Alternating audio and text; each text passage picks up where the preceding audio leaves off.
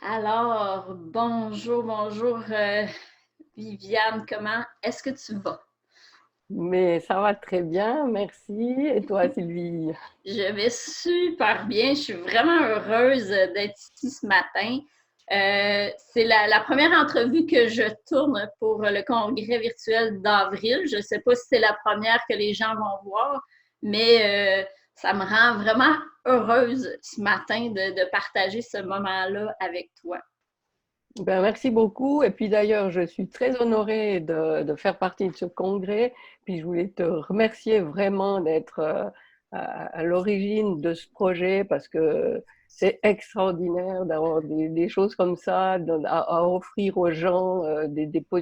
C'était inenvisageable il y a 20 ans, mais enfin, pour des tas de raisons. Mais voilà, de proposer ça au monde, merci beaucoup. Ben, merci à toi d'accepter mon invitation de participer. Merci. Tout simplement, merci. Est-ce que tu voudrais commencer par te présenter un petit peu? Qui es-tu? Oui, alors volontiers. Je m'appelle Viviane Kuhn, j'ai 57 ans, j'habite dans une petite ville en Suisse, à Yverdon-les-Bains. Et puis, je suis facilitatrice en éveil de conscience parce que ma vie a changé à l'âge de 50 ans parce que je me suis ouverte à ce monde de la conscience. Et puis, c'est tellement magnifique de progresser dans cette voie que je veux en faire profiter tout le monde. Ben, c'est gentil à toi. J'aimerais ça commencer par lire ta petite description sur le bonheur, si tu veux bien. Ok, oui. Je vais bouger mon...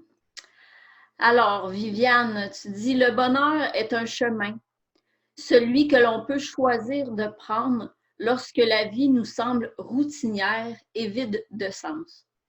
Ce chemin qui nous place au centre de notre vie nous permet de prendre conscience de notre puissance créatrice et de mettre au service de ce qui nous tient vraiment à cœur. C'est vraiment joli.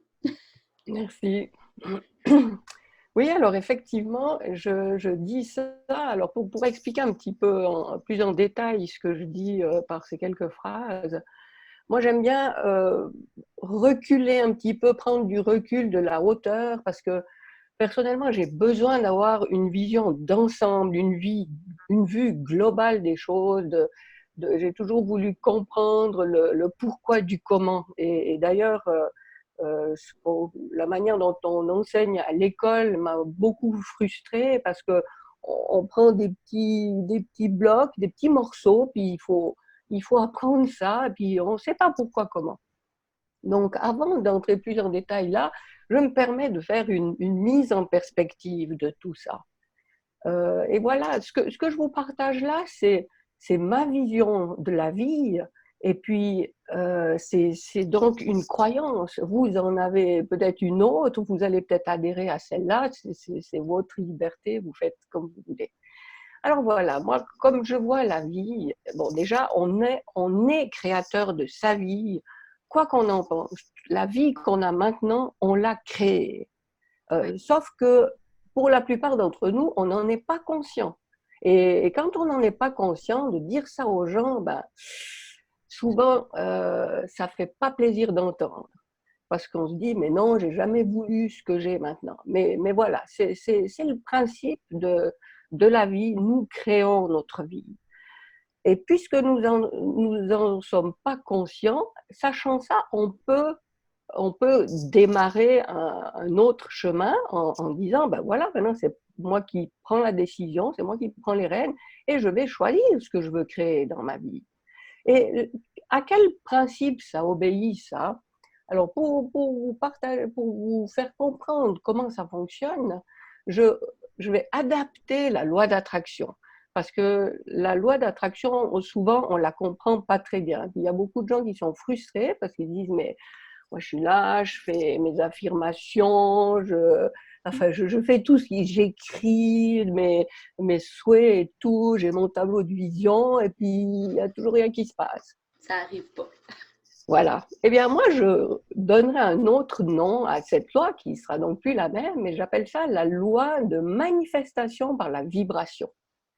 Parce que en nous, il y a une certitude qui vibre. Et cette certitude, et de nouveau, qu'on en soit conscient ou pas, ben c'est ça qui va manifester ce qui vibre à la même fréquence dans notre vie. Alors, c'est pas facile à expliquer ce concept, mais euh, imaginez des cercles de couleurs différentes. Il y a des rouges, des verts, des bleus, des noirs, etc. Si, si vous vibrez du vert, qu'est-ce qui va se passer? Autour de vous, il y a plein de rouges, plein de verts, plein de bleus qui gravitent autour de vous. Eh bien, en vibrant ce vert, vous allez faire en sorte que va se manifester dans votre environnement ce qui vibre à cette fréquence de votre vert. Ça n'a rien à voir avec les fréquences des couleurs, mais c'est pour illustrer. Donc, vous allez voir apparaître des gens, des situations, des objets, des opportunités, des synchronicités, tout ce qui répond à cette fréquence. Donc, votre réalité que vous créez, eh bien, ce sera une réalité verte.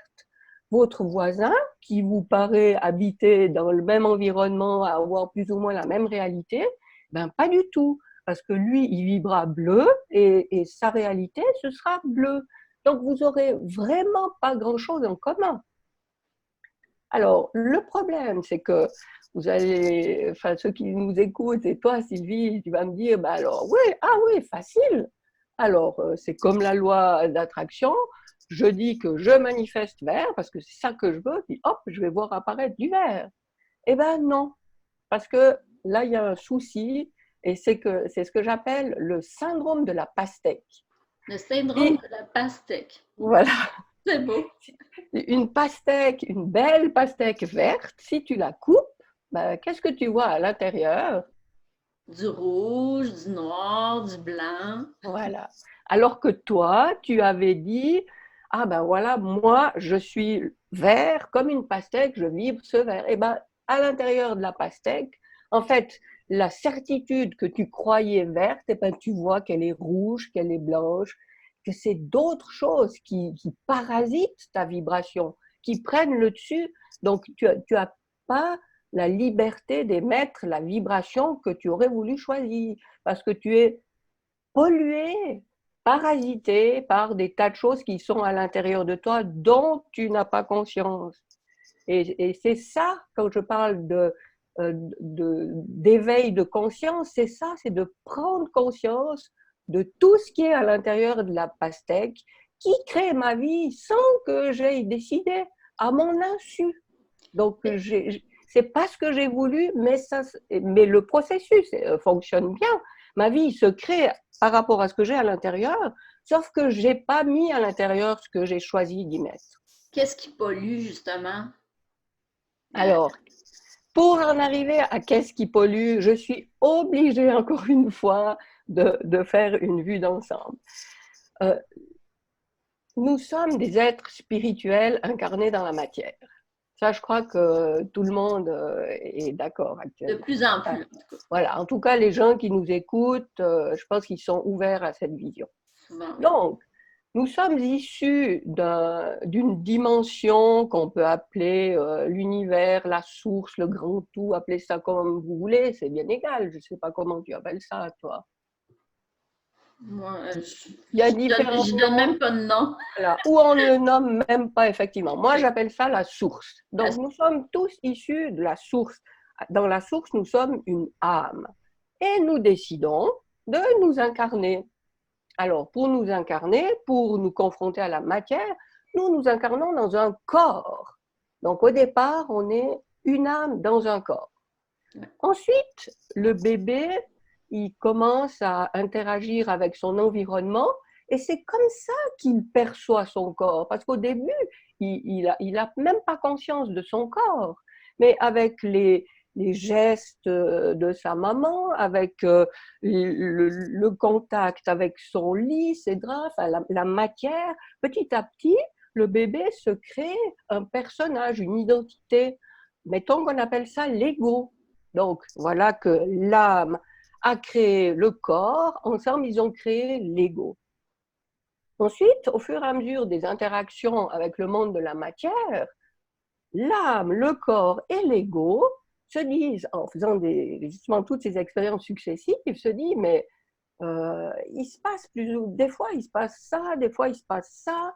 Ce serait peut-être pas mal euh, que je consigne tous les résultats de ces interactions dans une grande banque de données. Et cette banque de données, c'est le mental. C'est là où on va stocker tout ce qu'on apprend, tout ce qu'on constate, qui nous économise des efforts pour la suite, parce que quand on va se retrouver dans la même situation, ben on saura, ah oui, quand il y a ça qui se passe, il y a tel résultat. Ouais, c'est Donc, ça. Donc, dans notre inconscient, et notre inconscient fait des liens. Les voilà. connexions neuronales font Et des puis liens entre eux. c'est comme ça qu'on peut apprendre à marcher, parce que on sait que si on penche trop comme ça, on tombe. On sait que si on plie trop les jambes, on tombe aussi. Voilà. Et puis c'est ce qui nous permet de faire nos apprentissages. Donc on a l'âme qui s'incarne dans le corps, qui crée l'ego, qui crée le mental. Et le drame dans nos sociétés, c'est qu'on met en avant le corps, l'ego et le mental, mais l'âme, l'esprit, appelez aussi ça comme vous voulez, on la met complètement de côté. Donc, il n'y a plus de place, ça devient une trilogie, alors qu'au départ, ils étaient 4. Et c'est très grave. Pourquoi? Parce que le créateur là-dedans, c'est qui? C'est ni le corps, ni l'ego, ni le mental, puisqu'ils ont tous été créés par l'âme. Donc, les trois sont des créations, et puisqu'on a fait disparaître l'âme de nos vies, on cherche à créer nos vies à partir de choses que nous avons créées. Et ça, c'est pas possible. Pour comprendre comment c'est pas possible, si tu prends un artiste peintre qui fait son œuvre, qui a un tableau, il a cherché, il a trouvé l'inspiration. Lui, il a su se connecter à son âme. Lui, un artiste, il a gardé de la place pour son âme. Donc, il se connecte à son âme et ça lui donne l'inspiration pour créer son œuvre. Et puis après, c'est comme s'il disait, ah ben voilà, moi j'ai créé cette œuvre. Puis il parle à son tableau, puis il dit, allez maintenant, toi, produis d'autres tableaux. C'est la même chose. C'est juste pas possible. Il faut toujours repartir à la source, à l'âme. C'est elle qui est créatrice. Donc, tant qu'on se réfère au corps, euh, à l'ego ou au mental pour créer quelque chose dans nos vies, ben, ça va pas marcher. Qu'est-ce qui fait qu'on met cette âme de côté, d'après toi, selon toi? Ben, les valeurs de notre société. Oui, Parce peut-être. que la science est arrivée, elle a prouvé des choses, et puis on a eu besoin de. Enfin, c'est tellement rassurant pour le mental et pour l'ego quand on peut prouver des choses, et puis on a plus besoin de ne pas savoir comment ça se fait, comment ça va se passer, parce qu'on sait. Donc, c'est tellement plus facile pour nous de ne plus faire l'effort de remonter à la source, que voilà, on se laisse guider par la facilité de l'ego et du mental. Parce qu'eux, ils sont très actifs, et puis l'ego, il est là, mais tout le temps, tout le temps, tout le temps. Il est tout le temps là à nous dire, mais non, non, mais fais ça, tu vois, ça va être mieux pour toi, ou bien non, mais fais surtout pas ça, tu en es complètement incapable, tu vas risquer de rater, il faut pas te lancer là-dedans. Ben voilà, dans le développement personnel, on parle de sortir de sa zone de confort, et ben moi, c'est à ça que ça me fait penser. C'est sortir de ce monde clos du mental et de l'ego pour faire l'effort de se reconnecter à la source. Mais ce que je viens de dire, refaire l'effort. Quand on a compris ça, c'est plus du tout un effort, c'est une évidence, et puis c'est une facilité de tous les temps et en toute situation de pouvoir se référer à cette puissance créatrice plutôt que de nous soumettre à l'ego ou au mental. Là, ça me fait un petit peu penser, tu parles que tu es conférencière, puis pour donner un peu d'exemple, des fois, on veut parler en public, on veut faire des conférences parce qu'on a quelque chose à dire, mais il y a une petite voix dans notre tête qui nous dit non, on n'y va pas quand tu es en 5e année, tu as fait ta présentation orale, tout le monde a ri de toi, et là, tout le monde va rire de toi. Fait que ça serait comme dire à l'ego, hey, je le sais qu'on a ri de moi en 5e année, là, mais c'est pas grave, regarde, je suis encore en vie. Ça m'a pas. Ouais. Ça m'a pas C'est-à-dire tué. que tu ressens ça quand tu es dans l'ego Oui, qui te mesure au regard des autres. Mais oui. si tu prends un temps d'introspection, parce que je vais en parler brièvement, qu'est-ce qu'il y a en nous qui nous permet d'atteindre, de rétablir le contact. Mais si justement on est retourné à la source dans notre motivation principale, on, on, on s'en fiche complètement de est-ce que les gens vont être contents de moi ou pas, est-ce que je vais être à la hauteur, est-ce que ceci. Tout ça, c'est l'ego qui est comme un baromètre qui nous mesure aux autres, qui mesure nos performances. C'est bien, c'est pas bien. Oui, encore ça que je n'ai pas dit. C'est quand on est dans l'ego et dans le mental, on est dans un monde de dualité. Alors, on a cette expression qui dit tout revers à son médaille. Ah, oui, toute médaille à son D'ailleurs, son revers. revers. C'est que on est toujours soit bien, soit pas bien, soit réussi, soit loupé, soit beau, soit pas beau, soit plus beau que lui, moins beau qu'elle, etc. On est toujours en comparaison, en dualité. Et puis on est toujours dans le j'ai pas, je veux quelque chose. Ça veut dire que je l'ai pas. Hmm. Parce que si on n'est pas dans la dualité, on n'a pas besoin de vouloir. Voilà, si on remonte à la source et qu'on réintègre l'âme, cette partie, enfin, c'est on réintègre, oui, on la fait vivre en nous, on touche là au monde de l'unité dont nous sommes issus. Et dans l'unité, il n'y a pas de choses qui sont accessibles et d'autres pas. Tout existe, tout est là. Il suffit de dire, maintenant je suis ça, maintenant je suis ça. Il n'y a pas besoin de dire je veux qu'il nous montre qu'on est séparé de ça. Mais Donc, à la place de dire je vais garder mon exemple de conférencière, à la place de dire je veux être conférencière, ben, ça serait mieux de dire je suis conférencière. je suis conférencière et j'ai un message à transmettre. L'intention là, c'est pas de faire une conférence, de savoir se tenir sur une scène, mais c'est le désir brûlant d'aller transmettre son message. D'inspirer Et les autres. comment? D'inspirer les autres. Oui, voilà. Et à partir du moment où il y a cette motivation, mais la forme, mais c'est tellement dérisoire.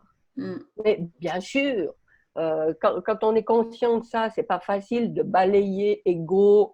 Allez, maintenant, tu vas faire une sieste, tu me laisses là. Évidemment qu'il est tout le temps actif et puis qu'il nous lâche pas une seconde.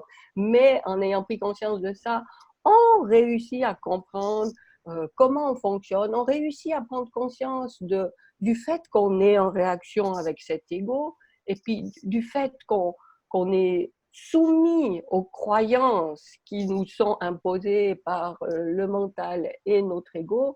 Et en ayant conscience de ça, eh bien, on accepte et puis on peut décider de modifier ça, de transformer.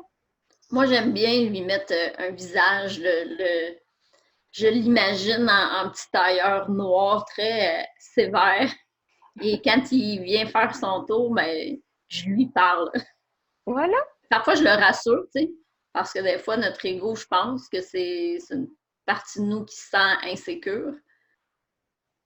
Donc, Alors, c'est en tout cas, que ce soit le corps, l'ego, le mental, c'est des parties indispensables en nous. oui, bien sûr. Sauf on leur laisse prendre un rôle qui n'est pas le leur.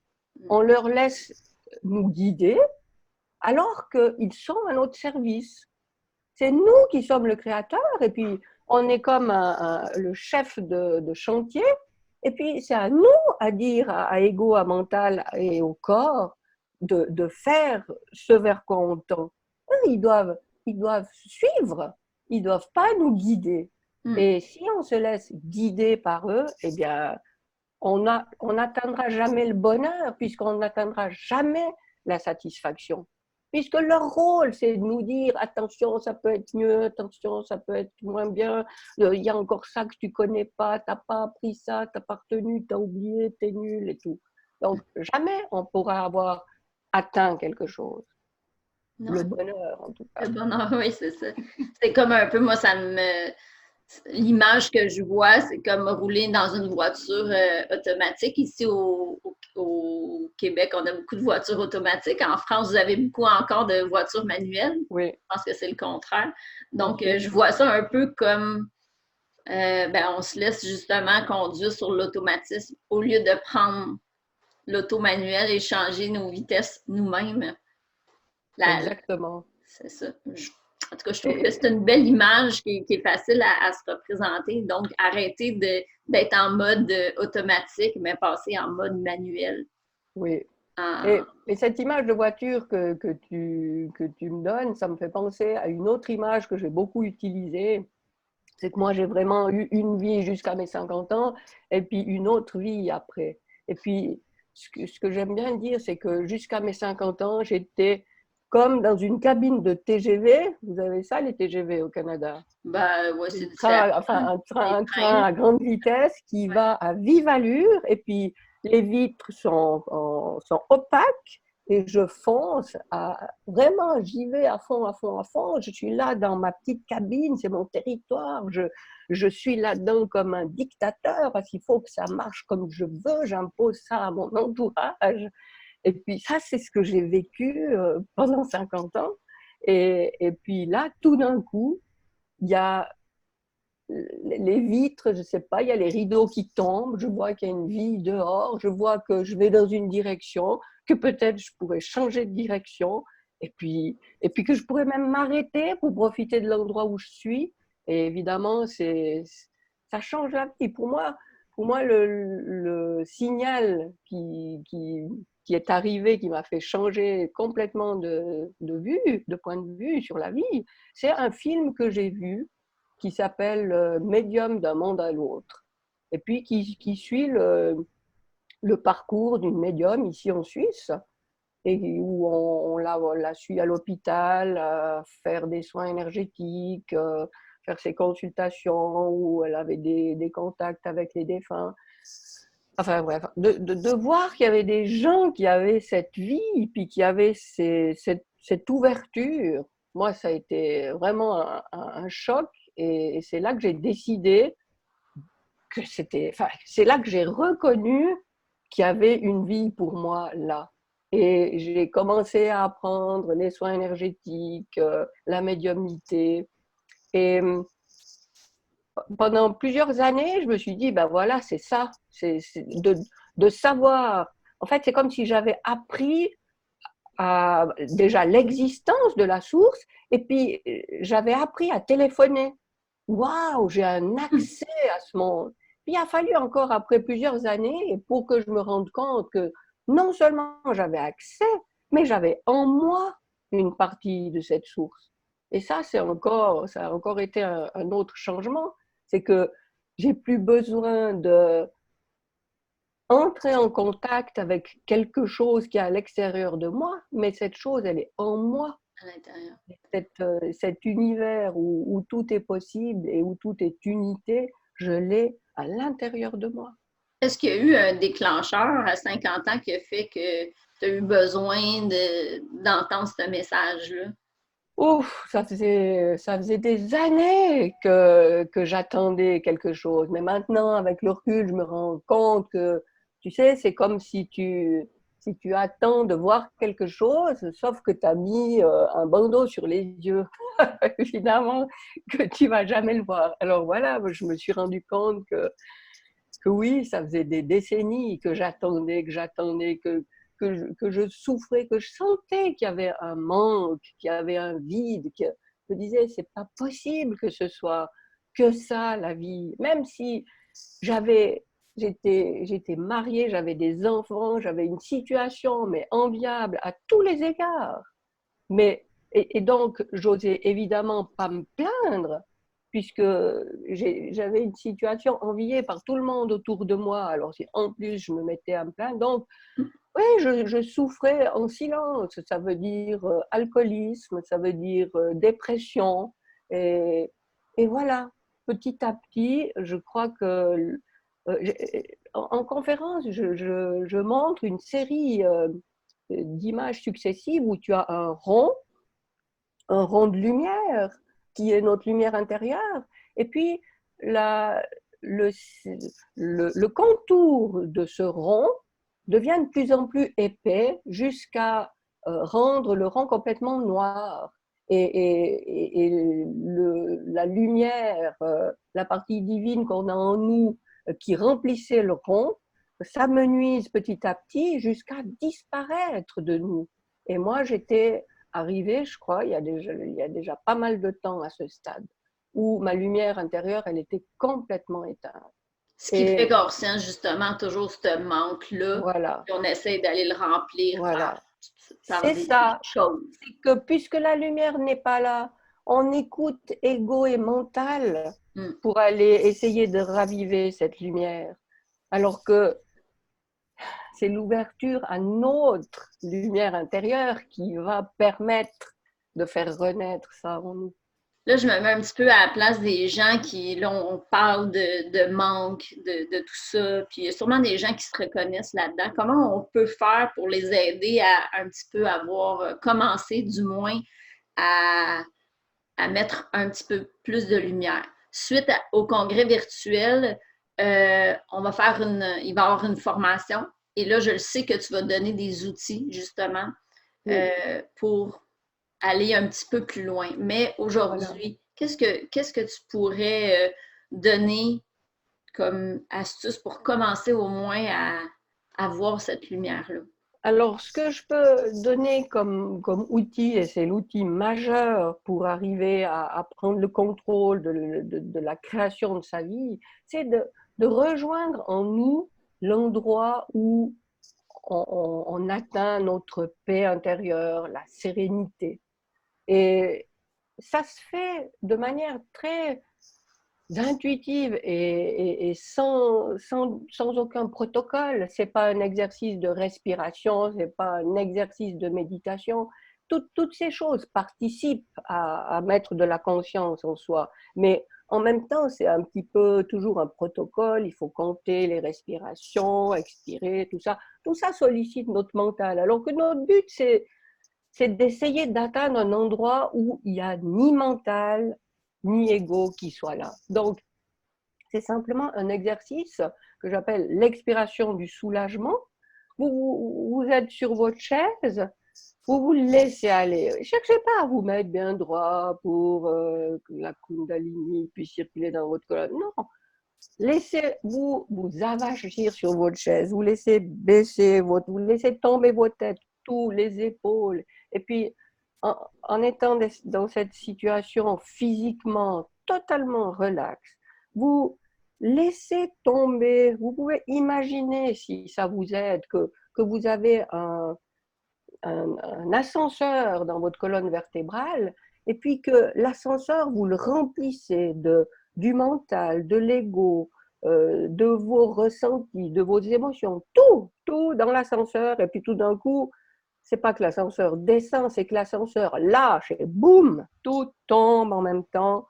Euh, et là aussi, c'est tellement pas important où ça arrive. Ça peut être le premier chakra, ça peut être l'extrémité de la Kundalini. C'est bien égal comment on appelle ça, mais disons que c'est là où est votre chaise, parce que ça peut pas aller plus bas.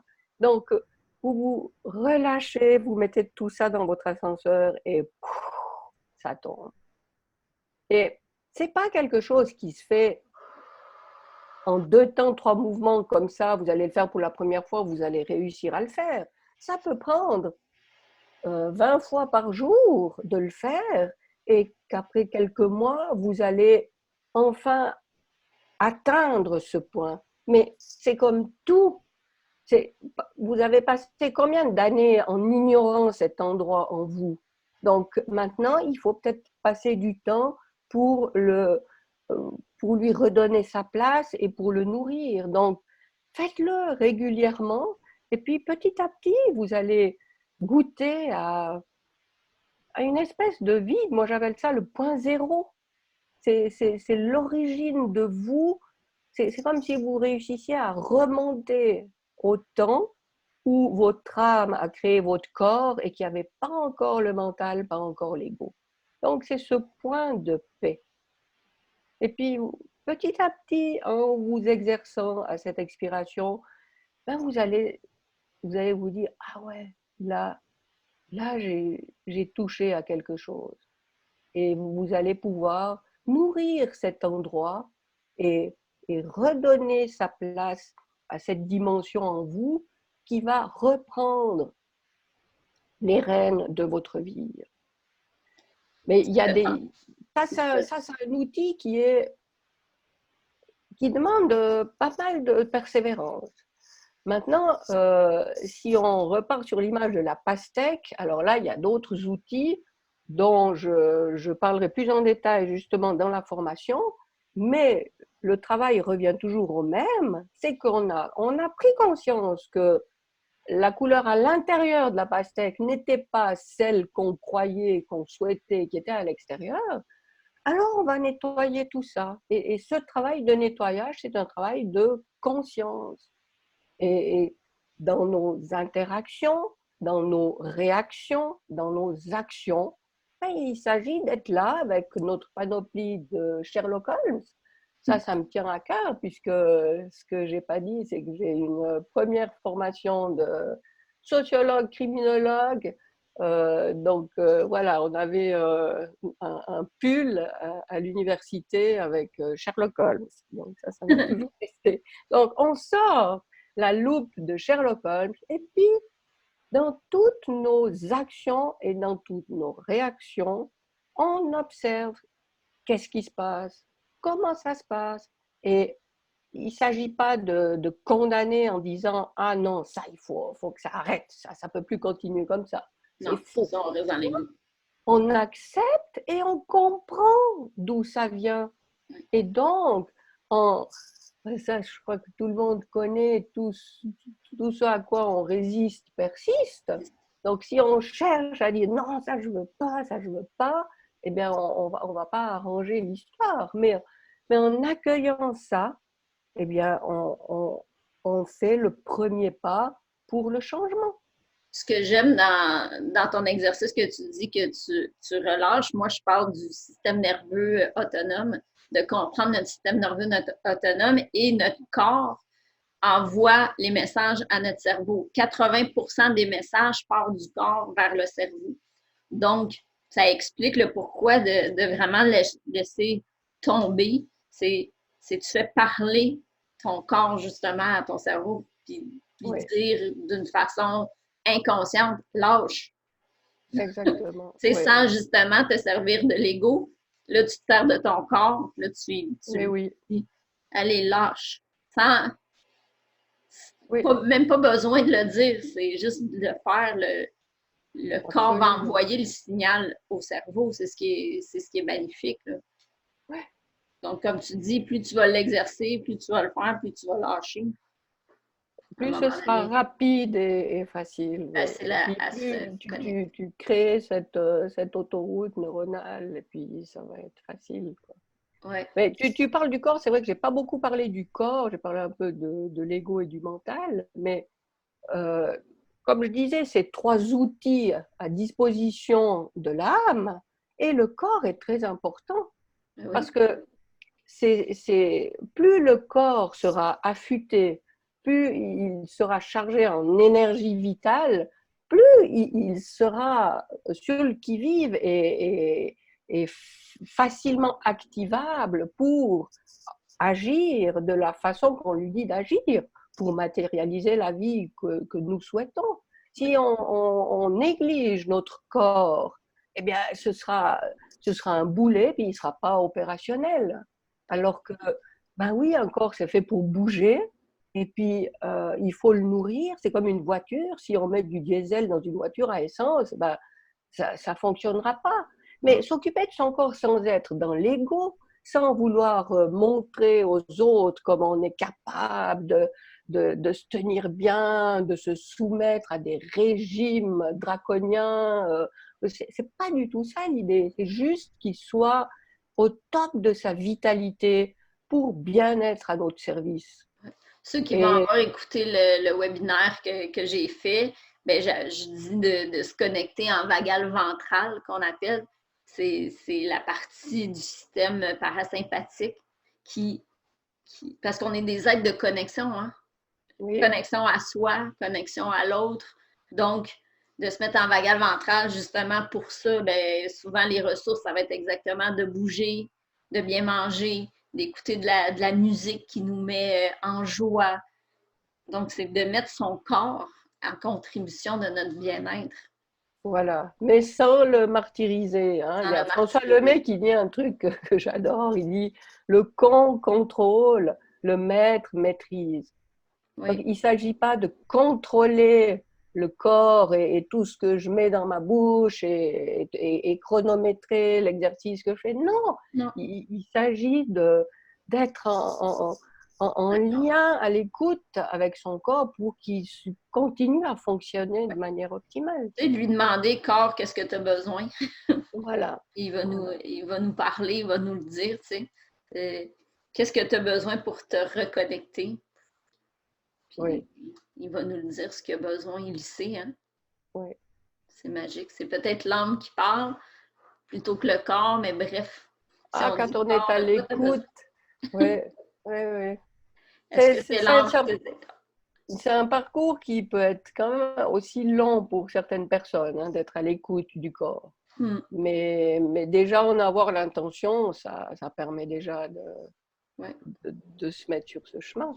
Juste envoyer la question, puis comme le cerveau n'arrête pas une question, il va finir par trouver la réponse sans chercher. Oui, Corps, oui, de quoi as-tu besoin? Et on voilà, attend. voilà. Ben merci, c'était super intéressant. Qu'est-ce que tu dirais comme mot de la fin de cette belle entrevue? On vient déjà de passer, je pense, 35 minutes ensemble. Ça Ah, a passé super vite. ah, ça passait très très vite, effectivement, j'avais pensé. Euh, oui, ce que je peux encore rajouter, parce que c'est quand on n'a pas du tout l'habitude, quand on a complètement perdu la connexion avec notre âme, c'est pas facile de savoir quand on est dans ce lien ou quand on est en lien avec notre mental, par exemple. Mhm. Alors, il y a une chose qui marche très bien, c'est que vous observez comment vous recevez la chose. Si, quand vous recevez une information, parce on est mitraillé par des informations à longueur de journée, donc quand vous recevez une information, comment ça se passe? Est-ce que vous êtes là à vous dire, ah oui, ça c'est intéressant, ça pourrait bien, ah ouais, si je relis ça au fait que je sais déjà, ouais, ça. Voilà, quand on est dans la réflexion, ou quand on est dans l'idée, ah oui, il faut pas que j'oublie ça il faut que je le ressorte, et puis qu'on se met à noter, tout ça, à chaque fois qu'on est dans ce travail, on est dans le mental. Quand on est dans la connexion à notre âme, et notre âme nous parle, hein, par le biais de ces informations qu'on a tous les jours. Et justement, à nous de savoir les lire. Mhm. Et c'est ce qu'on appelle l'intuition. Et, et donc, quand notre âme nous parle, on n'est pas là en train de nous dire, ah ouais, ça c'est pas mal. Non, on reconnaît. Parce que c'est comme si quelque chose renaissait en nous.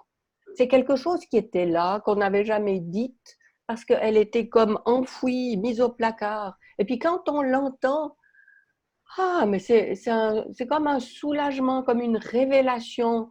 Et puis on se dit, ah, mais oui.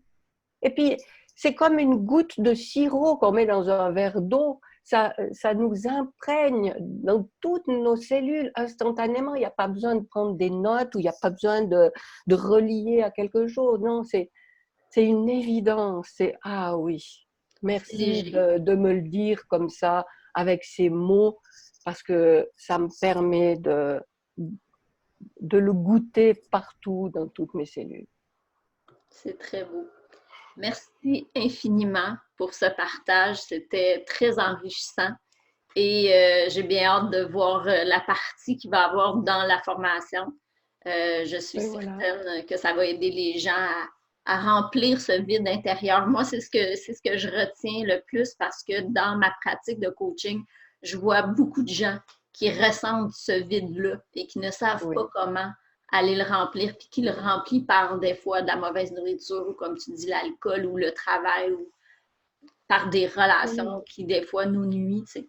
Mais quand on vient qu'on retrouve notre lumière, ben, on ne ressent plus ce vide intérieur-là. C'est ce que je retiens de notre petit Voilà. Et entretien. ben, j'espère que ce que je mets dans la formation, ça va pouvoir aider les gens. Oui, vraiment. Et merci beaucoup à toi Ça me fait beaucoup de, plaisir. de m'avoir invité. Merci, c'était génial. Bye bye. Bye.